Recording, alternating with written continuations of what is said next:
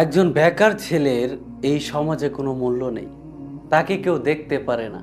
তার বন্ধু বান্ধব, পাড়া প্রতিবেশী, ইভেন তার পরিবারের লোকজনও তাকে সহ্য করতে পারে না, কারণ সে বেকার। তার কাছে টাকা নেই, সে পরিবারের বোঝা। তাকে বোঝার মতো কেউ নেই, সবাই তাকে অবহেলা করে। কিন্তু এই ছেলেটার যখন চাকরি হয়ে যায়, ভালো একটা চাকরি করে, কিছু টাকা ইনকাম করে, ভালো পজিশনে চলে যায়, তখন সবাই তাকে প্রায়োরিটি দেয়, সবাই তাকে সম্মান জানায়, সবাই তার খোঁজ খবর নেয়।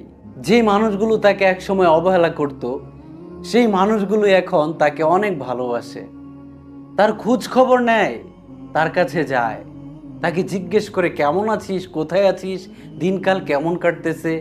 ভাই, যারা তোমার বেকারত্বের সময়, তোমার দুঃসময়ে পাশে না থেকে তোমাকে নিয়ে মজা করেছে, হাসি ঠাট্টা করেছে, ওই মানুষগুলোই যখন তুমি সফল হওয়ার পর তোমার কাছে ভিড়েছে, তারা তো তোমাকে ভালোবাসে না, তারা তোমাকে মহাব্বত করে না। তারা তোমার পজিশন, তোমার টাকা, তোমার সম্মান সব কিছু দেখেই তোমার কাছে এসেছে।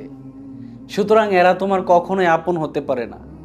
আপন তারাই যারা তোমার দুঃসময়ে পাশে ছিল, যারা তোমার বেকার সময়ে তোমাকে সাহায্য করেছিল, তোমাকে কথার মাধ্যমে হোক, তোমাকে অর্থের মাধ্যমে হোক, পরামর্শের মাধ্যমে হোক, যারা তোমার পাশে ছিল, আপন তারাই, তাদেরকেই কাছে টানো। হ্যাঁ, সত্য এটাই, জীবন থেকে নেওয়া।